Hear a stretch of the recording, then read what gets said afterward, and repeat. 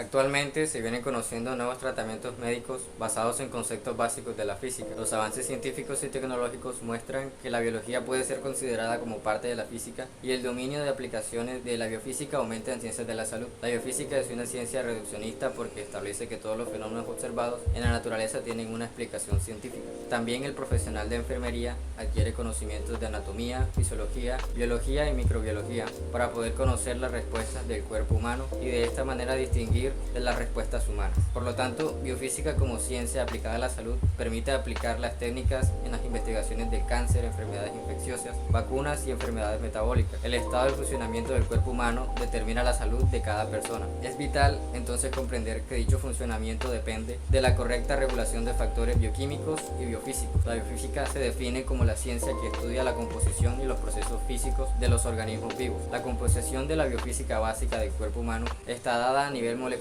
por conjuntos de átomos quienes componen la materia, y como ejemplos de procesos biofísicos tenemos el flujo de estos átomos en el organismo, diversas reacciones dependientes de la electricidad como el ritmo cardíaco y la temperatura corporal. Por eso en este video explicaremos cómo se ve aplicada la biofísica en el cuerpo humano y cómo puede ayudarnos a llevar un estilo de vida más ordenado. Este grupo está conformado por Amanda Dayana Jiménez, Camila Alexandra Patiño, Santiago Cifuentes y mi persona, Iván Almanza. Muy bien, yo voy a hablar del sistema de palancas. Desde su primera aparición en la prehistoria, la palanca ha formado parte de la evolución de la humanidad, al igual que el hombre. Su aplicación y su forma se ha ido adaptando al tiempo y a las necesidades. Por ejemplo, nosotros miramos a nuestro alrededor y todo está repleto de máquinas, de herramientas que usamos diariamente como palancas. Un ejemplo es como al tomar el ascensor, al depilarnos las cejas con pinzas, al barrer utilizamos la escoba o cuando usamos las teclas del computador. Hablando un poco de historia, en el año 250 a.C., el matemático Arquímedes formula la primera aplicación mecánica de la palanca. Arquímedes postulaba que aplicando la fuerza adecuada se puede mover cualquier peso, y una palanca es como un segmento rígido que posee un punto de apoyo fijo alrededor del cual puede realizar la rotación cuando se aplica sobre ella una fuerza extrema o interna. La longitud de la palanca entre el punto de apoyo y el punto de aplicación de la resistencia se llama brazo de resistencia, y la longitud entre el punto de apoyo y el punto de aplicación de fuerza se le llama brazo de fuerza. Una palanca se puede encontrar en equilibrio cuando al momento de fuerza total hacia la izquierda es igual al momento de fuerza total hacia la derecha. El momento es como la rotación de un cuerpo alrededor de un eje. Ahora, ¿qué función cumplen las palancas? La función usual de una palanca es como obtener una ventaja mecánica de un modo que una pequeña fuerza aplicada en un extremo de una palanca a gran distancia del punto de apoyo produzca una fuerza mayor que opere a una distancia más corta del punto de apoyo. Más o menos diciéndoles como que el movimiento aplicado en un extremo produzca como que un movimiento mucho más rápido en el otro. Esto se produce gracias a la ley de la proporcionalidad, la cual explica por qué una palanca puede estar en equilibrio teniendo en un extremo, por ejemplo, una balanza de 100 kilogramos y al otro lado una de 5 kilogramos. Ok, hablando un poco de lo que son los distintos géneros de palanca, tenemos que existen 3. Hablando del primer género, tenemos que es el punto de apoyo que se halla entre la fuerza y la resistencia. También pues se le llama palanca de equilibrio, y un ejemplo de estos tipos de palancas son como las tijeras, las tenazas, los alicates, y en el cuerpo humano pues podemos encontrar como el movimiento de la cabeza al asentir, al desplazar la cabeza hacia atrás, el cráneo pivota sobre la vértebra atlas, o sea es como el punto de apoyo, el trapecio con el esternocleidomastoideo realizan fuerza necesaria para mantener la cabeza. Tenemos también las palancas de segundo género, que estas también pueden ser llamadas interresistencia, que es que coloca la resistencia o fuerza a vencer entre el punto de apoyo y la potencia. Se consigue una palanca de resistencia más corta que la de potencia, lo que ayuda a vencer grandes resistencias, aunque de manera muy lenta y con muy poco recorrido en su movimiento. Este tipo de palanca la podemos encontrar, por ejemplo, en los tobillos, donde el peso del cuerpo queda en el centro, dejando la articulación del tobillo delante de él y la fuerza por detrás, producido por los músculos gemelos y el sóleo. También tenemos la palanca de tercer género. La palanca de tercer género o interpotencia es una palanca que posibilita los movimientos veloces y pues dinámicos. Sitúa la potencia entre la resistencia y el apoyo, por lo que el brazo de la resistencia es más largo que el de potencia. Se consigue una buena amplitud de movimiento, aunque con menos fuerza, y es el tipo de palanca más frecuente en el movimiento humano, aunque una misma articulación puede formar distintos tipos de palanca en función del tipo de movimiento que realice. Ahora vamos a hablar de la termodinámica. La termodinámica es una rama de la física que estudia los efectos de los cambios de la temperatura, presión y volumen de los sistemas físicos a nivel macroscópico. Históricamente, la termodinámica se desarrolla a partir de la necesidad de aumentar la eficiencia de las primeras máquinas de vapor. El punto de partida para la mayor parte de las consideraciones termodinámicas son las leyes de la termodinámica, que postulan que la energía puede ser intercambiada entre sistemas físicos en forma de calor o trabajo. También se postula la existencia de una magnitud llamada entropía, que puede ser definida para cualquier sistema. Un sistema termodinámico se caracteriza por sus propiedades relacionadas entre sí mediante las ecuaciones de estado. Estas pueden combinar para expresar la energía interna y las potencias termodinámicas, que son útiles para determinar las condiciones de equilibrio entre sistemas y los procesos espontáneos. La materia está compuesta por diferentes partículas que se mueven de manera desordenada. De acuerdo con la definición de termodinámica, esta ciencia no estudia el comportamiento de cada partícula, sino que estudia el comportamiento global de todas estas partículas. Los principales elementos que tenemos para su estudio son las leyes de la termodinámica, que definen la forma en que la energía puede ser intercambiada entre sistemas físicos. También tenemos la entropía, de la que hablé anteriormente, que es donde se puede definir el desorden en que se mueven las partículas internas que forman la materia. Y tenemos la entalpía, que se define como la cantidad de energía que un sistema intercambia en su entorno. Los principios de la termodinámica regulan las transformaciones relacionadas con el calor, su progreso y sus límites. En concreto, se pueden distinguir tres principios básicos más un principio cero de la termodinámica. Hablando de esta ley cero de la termodinámica, tenemos que cuando dos sistemas están en equilibrio mutuo, comparten una determinada propiedad. Este principio se basa en que si estos dos sistemas distintos se encuentran en equilibrio termodinámico con un tercero, entonces este también tiene que estar equilibrado entre sí. La propiedad compartida en el equilibrio es la temperatura. Hablando de la primera ley de la termodinámica, tenemos que es aquella que dice que la energía ni se crea ni se destruye, solo se transforma. Esta ley da una definición precisa de calor. Leibniz, 1693, anuncia un primer principio de conservación de la energía. Este se refería solo a la suma de la energía cinética y la energía potencial de una masa situada en el campo gravitatorio terrestre. Anteriormente, pues se pensaba que el calor era como una sustancia indestructible y sin peso calórico, que no tenía nada que ver con la energía. Esta ley permite definir el calor como la energía necesaria que debe intercambiar el sistema para compensar las diferencias entre trabajo y energía interna. Fue propuesta por Antonio Lavoisier. La segunda ley de la termodinámica es como el principio que más se dificulta la asimilación entraña con la incursión del concepto entropía. Esta ley fue anunciada por Carnot en 1824 y establece en algunos casos la imposibilidad de convertir completamente toda la energía de un tipo en otro sin pérdidas, sin que haya pérdidas en esto. Apoya todo su contenido aceptando la existencia de una magnitud física llamada entropía, la que para un sistema aislado, la variación de la entropía siempre debe ser mayor a cero. Fue Boltzmann quien introdujo la definición de entropía de un sistema como la medida de su nivel de desorden. Debido a esta ley también se tiene que el flujo espontáneo de calor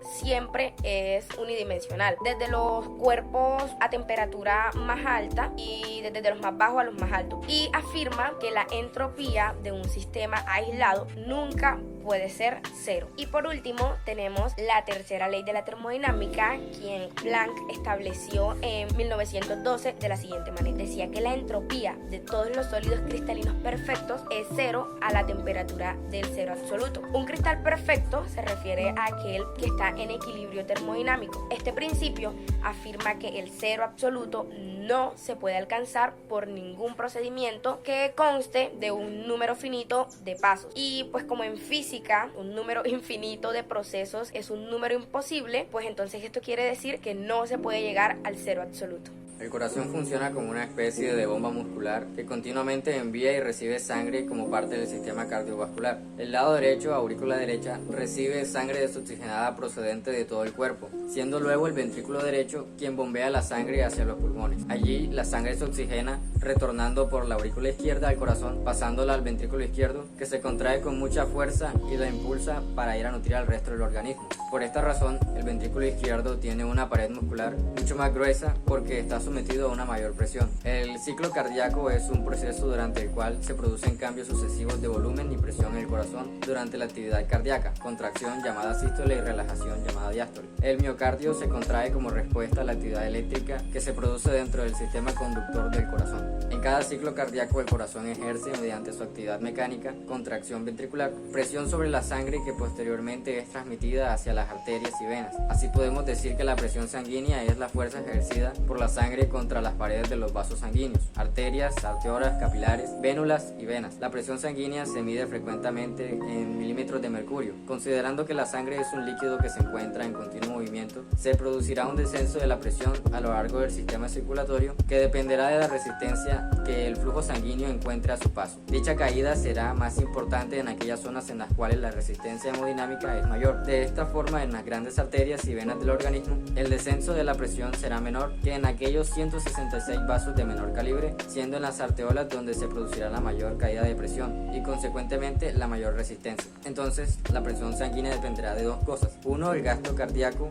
que es la cantidad de sangre que bombea el corazón en cada minuto, también llamado volumen minuto. Y dos, resistencia periférica, total o resistencia sistemática vascular, que es la resistencia que ofrece el sistema vascular al flujo de la sangre. Y estos dos multiplicados darán la presión sanguínea. El corazón suele latir entre 60 y 100 veces por minuto. En cada latido el corazón envía sangre a todo el cuerpo transportando oxígeno a todas y cada una de sus células. Después de distribuir el oxígeno, la sangre vuelve al corazón para repetir nuevamente el proceso y por esto se asemeja al sistema de una bomba. Quería hablar sobre el tema de audición y ondas y cómo las ondas influyen en la escucha del ser humano. Para empezar, los sonidos son vibraciones invisibles que se desplazan por el aire. Por ejemplo, cuando alguien habla, las hojas crujen, suena un teléfono o alguien genera cualquier tipo de sonido. Esto envían unas vibraciones llevadas por el aire que van en todas las direcciones. Estas vibraciones se denominan como ondas sonoras. Todas las ondas sonoras son únicas, por eso cada persona o cosa suena de diferente manera. Las ondas sonoras pueden ser ya sea agudas o graves, altas o bajas. Nuestros oídos captan ondas sonoras, las convierten en mensajes que el cerebro puede entender. La calidad con la que son captadas y la claridad con que son enviadas al cerebro dependen de lo bien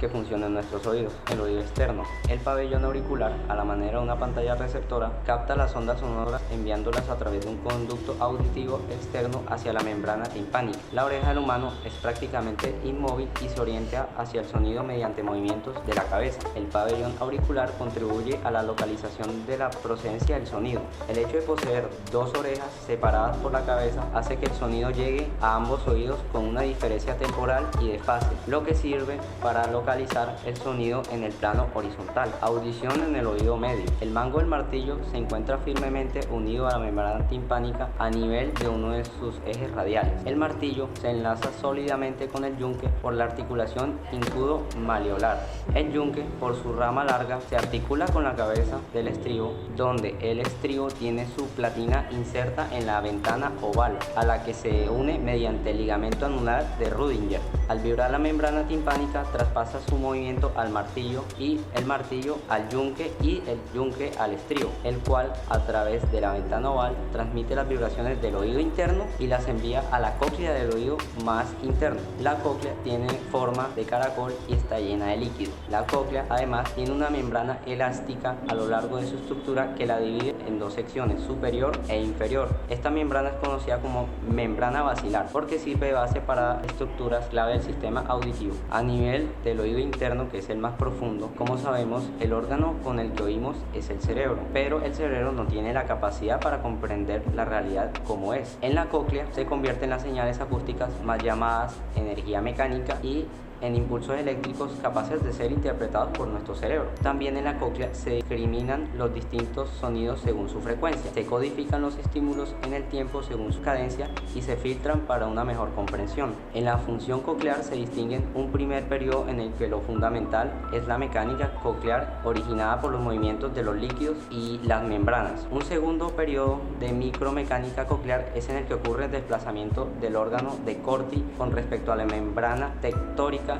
y un tercer periodo en el que se produce la transducción o transformación de la energía mecánica en energía bioeléctrica que la convierte en sonidos que podemos reconocer y entender. De esta manera, como nos damos cuenta, es como podemos escuchar mediante ondas que entran y son transformadas por el yunque, el estribo y el martillo, llevándolas a la cóclea, donde serán codificadas para ser comprendidas por nuestro cerebro, y pues todo esto dependerá a cómo nuestros oídos se encuentren, si están bien, si están mal. Así es como nosotros decodificaremos también esta información.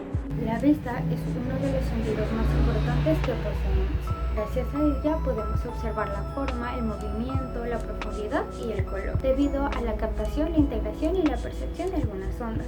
Es aquí donde aparece la óptica, que se ha definido como la parte de la física que estudia los fenómenos relacionados con la propagación de la radiación electromagnética en un rango determinado como frecuencia óptica. Para que sea más fácil comprenderlo, se podría decir que la luz y las ondas viajan simultáneamente. Empieza entonces el camino de lo que se percibe por el ojo a lo que se refleja en el cerebro. Los nervios del ojo son muy sensibles y se puede decir que la única forma de entrar es por medio de esta luz. Los objetos sin una luz reflejada en ellos no son observables. La luz entra y rebota sobre el objeto para poder ser percibido por los ojos. Es aquí también donde aparece el fenómeno del color, debido a que los colores también viajan en ondas hacia el objeto. El objeto absorbe los colores excepto uno. Esta excepción es la que se puede observar por el ojo. Entonces, estas ondas pasan hacia la córnea y luego la luz atraviesa la pupila, que se contrae y se expande para modular el brillo que se percibe. Llegamos aquí a una parte importante, los lentes. Hacemos aquí un paréntesis para hablar sobre los dos tipos de lentes en los que la vista se apoya. El lente convergente, presente en lupas o gotas de agua, tiene forma ovalada y la luz que se atraviesa se desvía hacia un mismo punto. Y el lente divergente tiene los bordes más gruesos que el centro y los rayos de la luz que lo atraviesan se separan. Se puede decir que cuando el ojo es muy largo o muy corto, el lente no refleja de la manera más óptica la luz hacia la retina. Es aquí donde podemos presentar problemas de visión, como la miopía o la hipertropía. En la pantalla posterior del ojo, la imagen se refleja al revés, ya que el lente dobla el rayo. Sin embargo, el ojo no es un proyector, así que no se mira de esta manera. Entonces, la luz viaja hacia la pared del globo ocular, donde hay unos nervios y receptores especiales, los cuales convierten a la luz en impulsos nerviosos. Estos receptores pueden ser conos, detectores de colores, que vienen en tres tipos: rojo, verde y azul. Y sinónimo del fallo de uno de estos tres tipos es igual al daltonismo en los bastones, que están en mayor cantidad y perciben negro, blanco y más de 500 tonos de grises. Ayudan a ver en poca luz. Estos receptores se conectan con las neuronas, mandando el impulso nervioso de la imagen hacia el cerebro. El cerebro ya se encarga de leer las ondas y puede determinar la imagen. En conclusión, todas estas temáticas son importantes tanto para la biofísica aplicada al cuerpo humano como para la ciencia que estudia su desarrollo, en este caso las ciencias de la salud. Encontramos que todos los sistemas anteriormente mencionados tienen su manera de ser explicados desde la física y comparados con otros sistemas mecánicos, como el caso del corazón, que parece una bomba y funciona muy parecido como tal, o como los ojos humanos, que funcionan a manera de lentes que perciben colores y modelos, o como la audición, que es dada por ondas que son transformadas en señales que nuestro cerebro reconoce, o como la articulación o una extremidad que se puede comportar como una palanca, así como las herramientas que utilizamos a diario, ya sea alicates, una carretilla, y también en el caso de la termodinámica, que nos afecta a diario tanto en los procesos metabólicos como los cambios que ocurren entre calor y temperatura.